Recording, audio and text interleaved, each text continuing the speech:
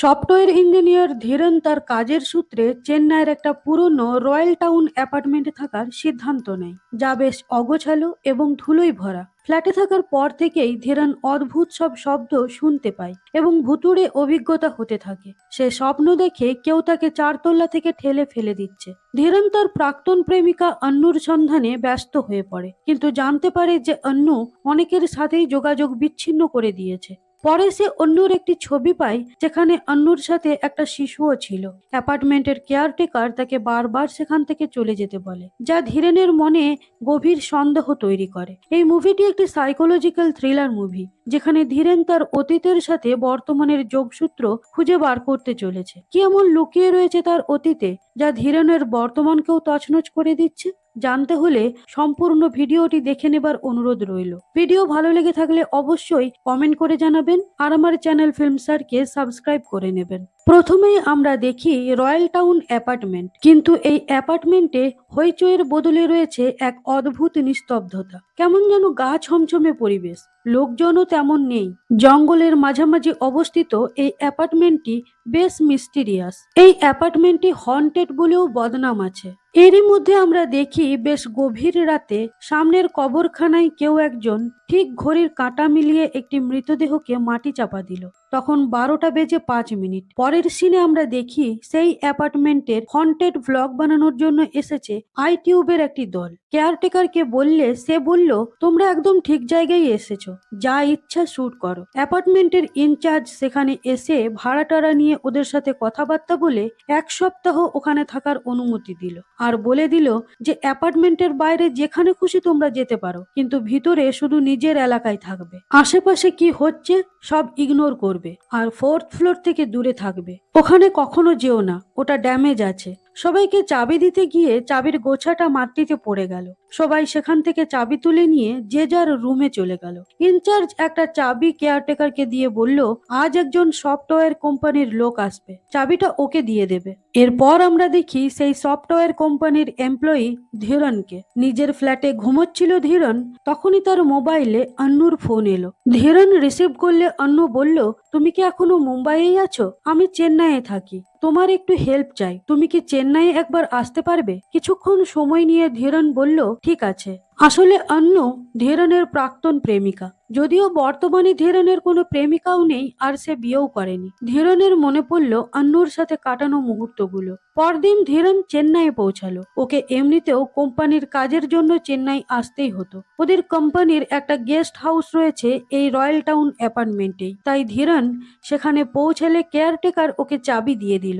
কিন্তু চাবিটা হলো 4th ফ্লোরের A7 ফ্ল্যাটের। এখানেই একটা খটকা লাগলো। ইনচার্জ তো 4th ফ্লোরে কাউকে যেতে বারণ করলো। লিফটে এক বৃদ্ধ মানুষের সাথে দেখা হলো ধীরনের। সে বলল, আমিও 4th ফ্লোরেই থাকি, তোমার ফ্ল্যাটটা আমার সামনেই, চলো একসাথেই যাওয়া যাক। ধীরন ফ্ল্যাট খুলে দেখলো সেখানে শুধু ধুলো আর ঝুলে ভর্তি, যেন বহুদিন এই ফ্ল্যাট খোলাই হয়নি। তাহলে ওকে এই ফ্ল্যাটটা দেওয়া হলো কেন? যাই হোক, এসব ভাবতে ভাবতেই ধীরেন ফ্ল্যাটটা মোটামুটি পরিষ্কার করে ফেললো। তারপর অন্যকে ফোন করে দেখলো যে ওই নাম্বারটা নট রিচেবল দেখাচ্ছে। সকালে জগিং এ যাবার সময় ধীরেন ওয়াচম্যানকে বলে গেল, 4th ফ্লোরটা খুবই নোংরা, কাউকে দিয়ে একটু পরিষ্কার করিয়ে দাও। ওয়াচম্যান অবাক হয়ে ভাবলো, 4th ফ্লোর? জঙ্গলে ধীরেনের সাথে দেখা হলো শ্বেতার। শ্বেতা পাশের অ্যাপার্টমেন্টে থাকে। শ্বেতা ধীরনের সাথে পরিচয় করতে চাইলে ধীরন ওকে ইগনোর করে চলে গেল। ফেরার পথে কবরস্থানের পার্টিকুলার একটা জায়গায় ধীরনের জুতোর লেসটা আচমকা খুলে গেল। ধীরন সেটাকে ভালো করে বেঁধে নিয়ে ওর অ্যাপার্টমেন্টের পিছন দিকের রাস্তা দিয়ে যাওয়ার সময় দেখলো একটা জায়গায় শুধুমাত্র চিপসের অনেক খালি প্যাকেট জড়ো হয়ে রয়েছে। উপরের দিকে তাকাতে ধীরেন দেখলো 4th ফ্লোরের একটা ফ্ল্যাট থেকে সেগুলো পড়ছে। একটা প্যাকেট তুলে নিয়ে ধীরেন দেখলো প্যাকেটের এক্সপায়ারি ডেট পেরিয়ে গেছে, তাও কে এগুলো খাচ্ছে। এটা নিয়ে ওর মনে একটা খটকা লাগলেও সেটাকে ইগনোর করে ধীরেন 4th ফ্লোরে চলে গেল। সেখানে তার কিছু প্রতিবেশী, মানে আশেপাশের ফ্ল্যাটের লোকেরা ওর সাথে পরিচয় করবার জন্য দাঁড়িয়েছিল। লক্ষ্মী, জ্যোথি, দীপা, কুমার আর বাসু, আর সেই লিফটের পরিচিত কালী শরণ। কালীচরণ বলল, আমার ছেলে আমেরিকায় থাকে। ওই নেক্সট ফ্ল্যাটটা কার? কালীচরণ বলল, ওটা তো গুদাম ঘর, কুমার লিজে নিয়েছে। কুমার বলল, আমি চকলেট, বিস্কিট, স্ন্যাক্স ডিস্ট্রিবিউট করি, ওখানেই ওগুলো রাখা থাকে। ধীরেন বলল, আমি নিচে কিছু ইউজ করা র্যাপার দেখলাম, যেগুলোর এক্সপায়ারি ডেট পেরিয়ে গেছে, ওগুলো খেলে কারোর বিপদও হতে পারে। বাসু বলল, কিন্তু ওখানে তো কেউ থাকে না। পরের সিনে আমরা দেখি শ্বেতার বয়ফ্রেন্ড এসে শ্বেতাকে ব্ল্যাকমেল করছে, ওদের কিছু ছবি আর ভিডিও সোশ্যাল মিডিয়ায় পোস্ট করে দেবার। শ্বেতার বয়ফ্রেন্ড বলল, তোমার সাথে কার সম্পর্ক চলছে বলো তো? শ্বেতা বলল, আমি এই সম্পর্কে থাকতে চাইছি না। ছেলেটি শ্বেতার গলা চেপে ধরে বলল, আজ থেকে আমি এখানেই থাকবো। এতক্ষণ রেডি হতে হতে তাদের ঝগড়া শুনছিল ধীরেন। শেষমেশ আর থাকতে না পারে ওদের সামনে এসে ছেলেটিকে বলল, আমি ওর প্রেজেন্ট বয়ফ্রেন্ড। এরপর ছেলেটি ধীরেনের দিকে তাকাতে তাকাতে চলে গেল। সেদিন রাত ঠিক 12টা 5 মিনিটে আমরা দেখি কেউ ধীরেনের পা ধরে টেনে মুখে প্লাস্টিক বেঁধে ওকে মারবার চেষ্টা করছে। ফ্যানে ওরই মৃতদেহ ঝোলানো রয়েছে। এই ভয়ঙ্কর স্বপ্নে ঘুমটা ভেঙে যায় ধীরেনের। সাথে সাথে দরজা নক করার শব্দ শুনতে পায় ধীরেন।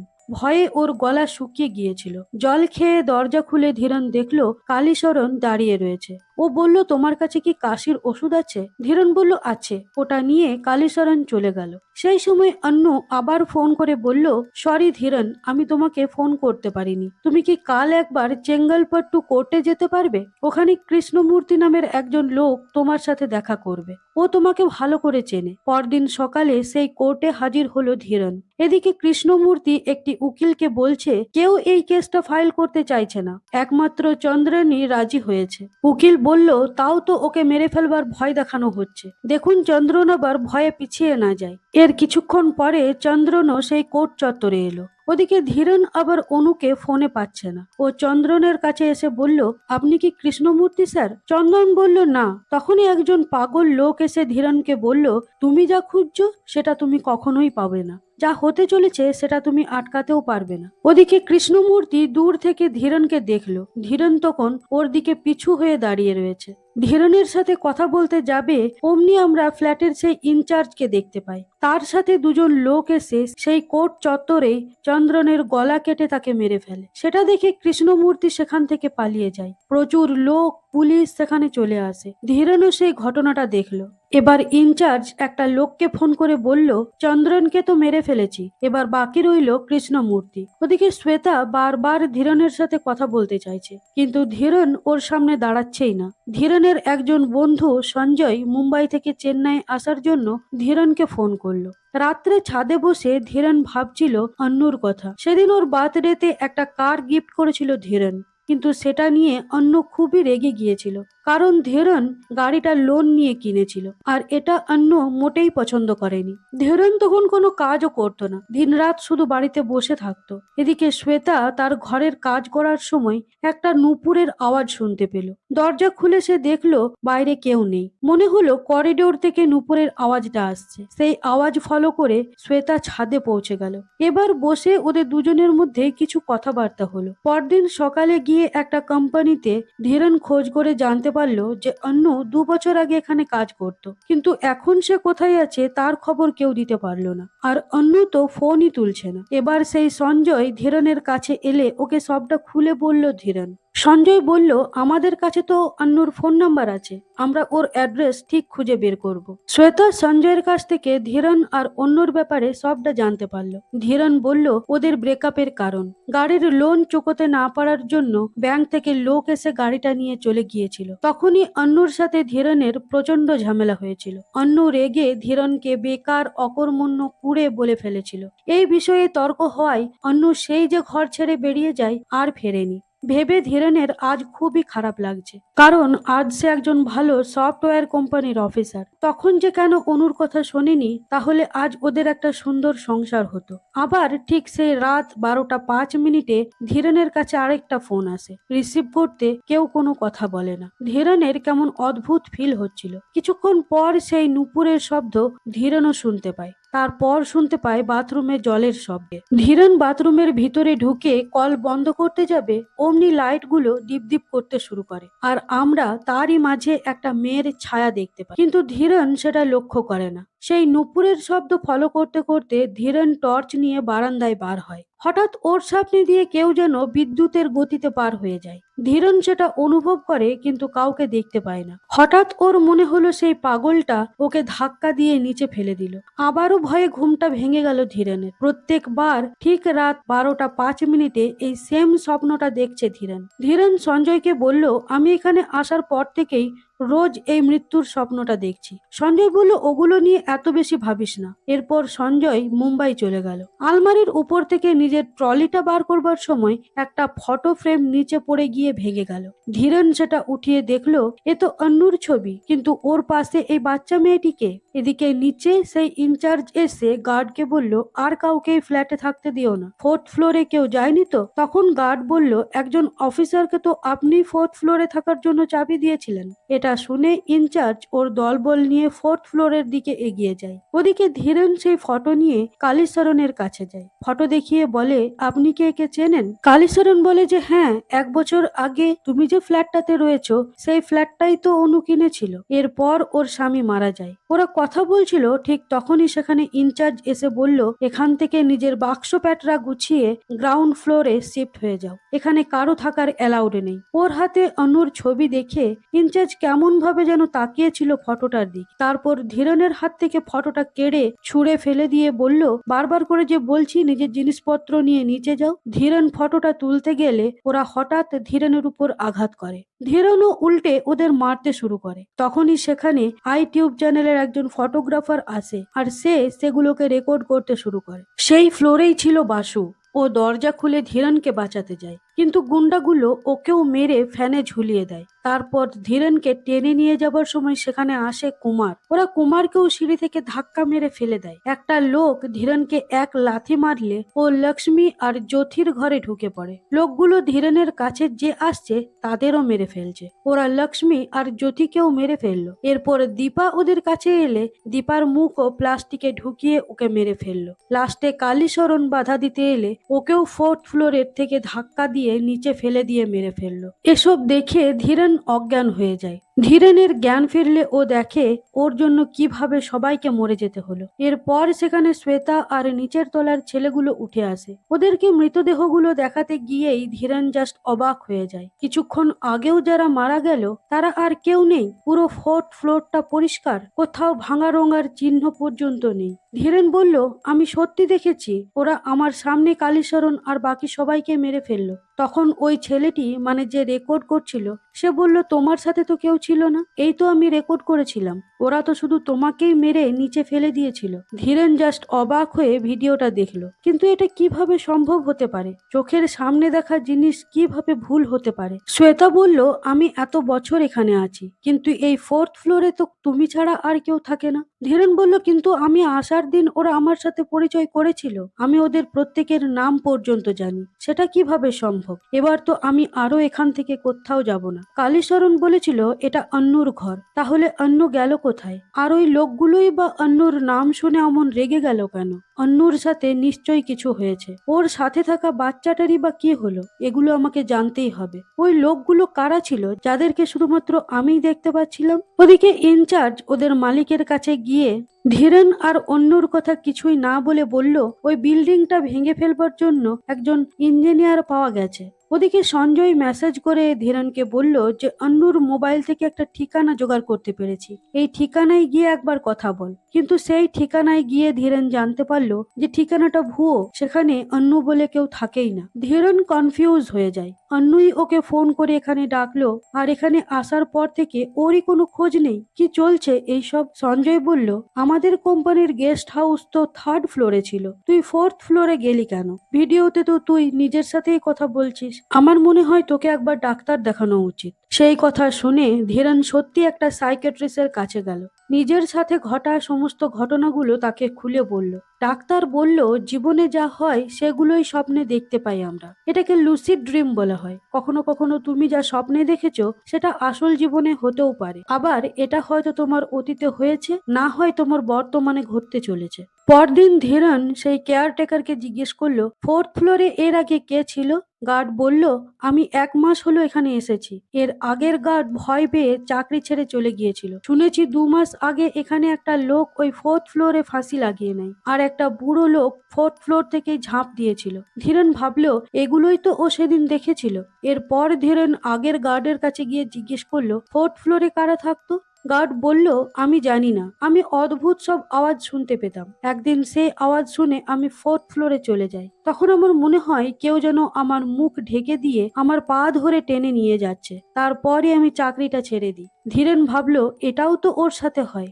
ধীরেন চলে গেলে সেই গার্ড অ্যাপার্টমেন্টের ইনচার্জকে ফোন করে ধীরেনের কথা জানালো। তখনই সেখানে ধীরেন আসে আর ইনচার্জকে বলে, আপনি যদি অন্যর ব্যাপারে কিছু জানেন তাহলে প্লিজ আমাকে বলুন। লোকটা বলল, বিল্ডিংটা ঠিক নয়, তাই ওটাকে ভেঙে ফেলা হচ্ছে। আমি তার কন্ট্রাক্টর, আমি অন্যর ব্যাপারে কিছুই জানি না। তুমি 2 দিনের মধ্যে ঘর ছেড়ে দাও। ধীরেন কম্পিউটার সার্চ করে এই অ্যাপার্টমেন্টের মালিকের নাম জানতে পারে, মার্ক, যে ডেনমার্কে থাকে, আর ওর স্ত্রী ইন্ডিয়ান। ওরা ওসির সাথে মিলে একটা বিজনেস করে। ধীরেন তার এক কলিগ দীপককে বলল, আমাদের জানতে হবে যে মার্ক এখন ভারতে আছে কিনা, কিন্তু এমবেসি থেকে এর খোঁজ পাওয়া যাবে না। ধীরেন কিছু নকল কাগজপত্র বানিয়ে ডেনমার্ক এমবাসির কাছে যায়। তারপর বলে মার্ক ওকে বিজনেসে ঠকিয়েছে। ধীরেন বলল, আমি ওর কোম্পানিতে টাকা লাগিয়েছিলাম। 4 মাস ধরে ওর কোনো খবর নেই। ও কি এখনো চেন্নাইয়ে আছে, না নিজের দেশে ফিরে গেছে? এমবাসি বলল যে না, মার্ক এখনো এই দেশেই আছে। রাস্তায় একটা খবরের কাগজের টুকরো ধীরেনের মুখে এসে লাগলো। প্রথমে ওটাকে ফেলে দিতে গিয়ে ধীরেন দেখলো ওখানে রয়্যাল টাউন অ্যাপার্টমেন্টের বিল্ডিং এর কিছু নিউজ দেওয়া রয়েছে, যেখানে লেখা রয়েছে রয়্যাল টাউনে পরপর কিছু রহস্যজনক মৃত্যু।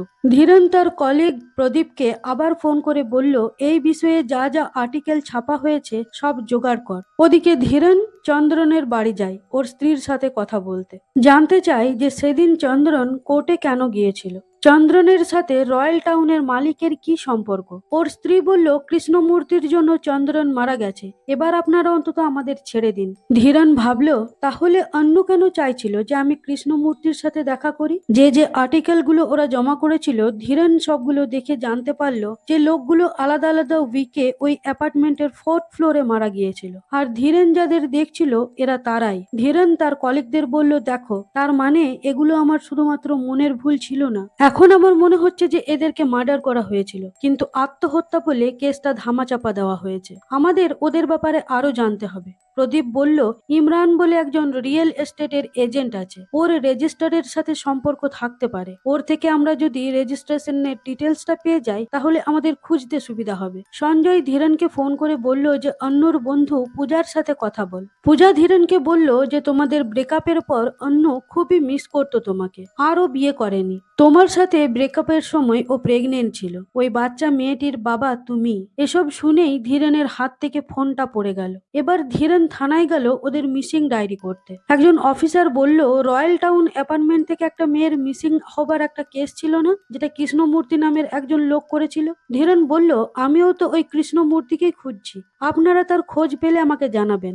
ধীরেন চলে গেলে সেই ওসি আবার ফ্ল্যাটের ইনচার্জকে ফোন করে ধীরেনের থানায় আসার কথা জানালো। দেখে মনে হচ্ছে এখানে রিয়েল এস্টেটের কোনো বড়সড় গোলমাল রয়েছে, যেখানে পুলিশ, মন্ত্রী সবাই জড়িত। অনেক কিছু খবর নিয়ে ধীরেন জানতে পারলো 8 মাস আগে অন্যর চেক মার্কের কোম্পানিতে জমা হয়েছে। এবার ধীরেন পুরুষোত্তম নামে একটা লোকের কাছে গিয়ে বলল, আমি অন্নুর হাজবেন্ড, আপনি কি কৃষ্ণমূর্তিকে জানেন? পুরুষোত্তম বলল, কৃষ্ণমূর্তি অন্নুর মামা হয়। ও একজন ম্যাগাজিন রিপোর্টার ছিল। ও রিয়েল এস্টেট কোম্পানির অনেক 2 নম্বরী কাজ জানতে পেরেছিল, সেই জন্যই ওকে চাকরি থেকে তাড়িয়ে দেওয়া হয়েছিল। চন্দ্রনের দ্বারা ও আইনি পদক্ষেপ নিতে চলেছিল, কিন্তু চন্দ্রনকেও কোর্টেই মেরে ফেলা হয়। আমার সাথে কৃষ্ণমূর্তির কথা হলে আমি ওকে তোমার ব্যাপারে জানাবো আর ফোন করতে বলবো। ধীরেন কালীশরণের ডেথ সার্টিফিকেট টাকা দিয়ে বের করলো। দেখা গেল কালীশরণের মৃত্যুর পরও ওর ফ্ল্যাটের ভাড়া জমা হয়েছে, কিন্তু কে সেই টাকা জমা করেছে? ওর ছেলেও তো আমেরিকায় থাকে, ও হয়তো জানেও না যে ওদের বাবা মারা গেছে।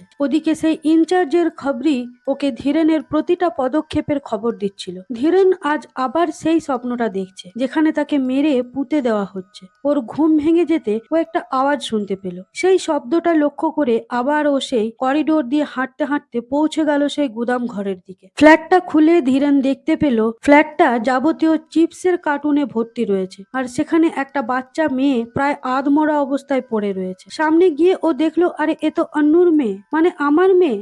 ধীরেন ওকে কোলে তুলে নিয়ে তাড়াতাড়ি হসপিটালে যাবার সময় দেখলো সেই ইনচার্জের লোকেরা ওর ফ্ল্যাটের সামনে ওরই খোঁজ করছে। কোনোভাবে লুকিয়ে শ্বেতাকে নিয়ে ও বাচ্চাটাকে হসপিটালে ভর্তি করলো। ডাক্তার মেয়েটিকে দেখে বলল এ অনেক দিন ধরে কিচ্ছু খায়নি, শুধুমাত্র চিপস খেয়ে বেঁচে আছে। ও কিন্তু প্রচন্ড ট্রমাটাইজ, ওকে খুবই যত্ন করে রাখতে হবে। ধীরেন আর শ্বেতা দুজনে মিলে ওর খুব যত্ন নিয়ে ওকে সুস্থ করে তুললো। তারপর ওরা জানতে পারলো যে সারা কথা বলতে পারে না। ধীরেন ওর মেয়েকে শ্বেতার ঘরে রেখেছে। ওদিকে সেই অ্যাপার্টমেন্টের মালিক বিশওয়ান সব জানতে পেরে ধীরেনের ফ্ল্যাটে চলে আসে। দেখতে পাই যে দেওয়ালে ধীরেন ওদের সব কীর্তিকলাপের একটা মোটামুটি থিওরি বার করেছে। এটা দেখে ও আরো ক্ষেপে যায়। ও পুলিশকে ফোন করে বলল ধীরেনকে একবার থানায় ডাকো। অফিসার ধীরেনকে থানায় আসতে বলল, কিন্তু সেই মুহূর্তেই কৃষ্ণমূর্তি ওকে ফোন করে থানায় যেতে বারণ করে। বলে সেখানে গেলে ওরা তোমাকে উল্টোপাল্টা কেসে ফাঁসিয়ে জেলে ভরে দেবে। কৃষ্ণমূর্তি ওকে একটা জায়গায় দেখা করতে বলল।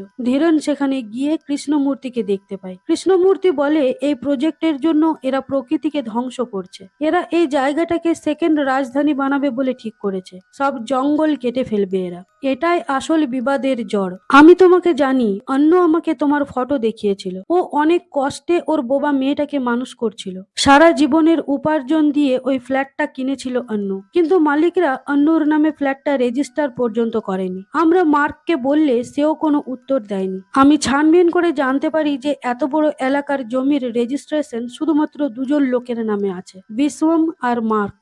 ওরা মন্ত্রী আর পুলিশকে সাথে নিয়ে একটা প্ল্যান করে। খারাপ রিপোর্ট দেখিয়ে যদি এই বিল্ডিং গুলোকে ভেঙে ফেলা যায় তাহলে এই জমির দাম কোটি টাকা হয়ে যাবে। তাই ওরা এখানকার বাসিন্দাদের ঘর খালি করে দিতে ভয় দেখায়। কিছু লোক ভয় পেয়ে চলে যায়, আর যারা যায় না তাদের মেরে ফেলা হয়। আমি ওদের বিরুদ্ধে অনেক প্রমাণ জোগাড় করেছি, কিন্তু কেউ ওদের বিরুদ্ধে সাক্ষী দিতে রাজি নয়। আসল এগ্রিমেন্টের ফাইল কিন্তু ওদের অফিসে রাখা আছে, ওটা পেলে আমাদের অনেক ভালো হয়। ধীরেন লুকিয়ে সেই অফিসে গিয়ে ফাইলটা নিয়ে আসে, তারপর একটা উকিলকে সেগুলো দেখায়। ওদিকে কৃষ্ণমূর্তি পুরুষোত্তমকে বলে যে কালীচরণের ছেলে সাক্ষী দিতে রাজি হয়েছে, ও চেন্নাইয়ে পৌঁছে গেছে। তুমিও যদি সাক্ষী দাও তাহলে এই কেসটা আমরা জিততে পারি। এদিকে ধীরেন বাড়ি ফিরে দেখে যে সারা একটা ড্রয়িং এঁকেছে সেই কবরস্থানের। তারপর ধীরেনকে ইশারা করে বলল যে ওর মা ওখানে আছে। কবরস্থানের মাটি খুঁড়ে অন্যুর কঙ্কাল পাওয়া যায়। ধীরেন সেটা দেখে কান্নায় ভেঙে পড়ে। খবরটা নিউজের মাধ্যমে জানতে পারে বিশ্বম।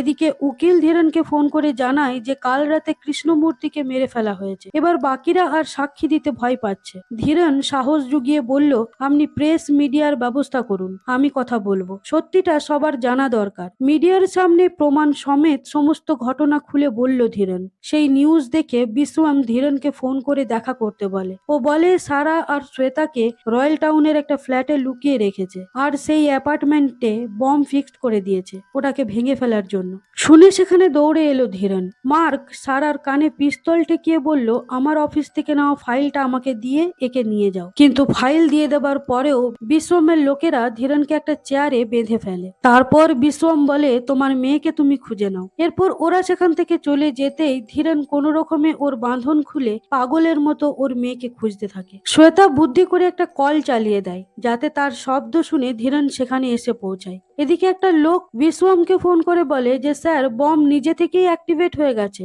আপনারা তাড়াতাড়ি নিচে নেমে আসুন। বিশ্বম ভয় পেয়ে তাড়াতাড়ি বেরোতে গেলে ওরা বারবার করে ছাদে পৌঁছে যাচ্ছিল, কোনোভাবেই বেরোতে পারছিল না। ওদিকে জলের শব্দে ধীরেন সেখানে পৌঁছে গেল। এরপর শ্বেতা আর সারাকে বের করতেই বম ব্লাস্ট হয়ে যায়। পরের দিন নিউজে আমরা জানতে পারি যে সেই ব্লাস্টে বিশ্বম সমেত তার সঙ্গী সাথীরা চাপা পড়ে মারা গেছে, কিন্তু খুবই অদ্ভুত ভাবে ধীরেন আর তার মেয়ে সারা আর শ্বেতা বেঁচে রয়েছে। ওদের উদ্ধার করার কাজ চলছে। তো বন্ধুরা, সিনেমাটাকে এখানেই শেষ করা হয়েছে। যদি আমার এক্সপ্লেনেশন ভালো লেগে থাকে তবে অবশ্যই কমেন্ট করে জানাবেন। ধন্যবাদ।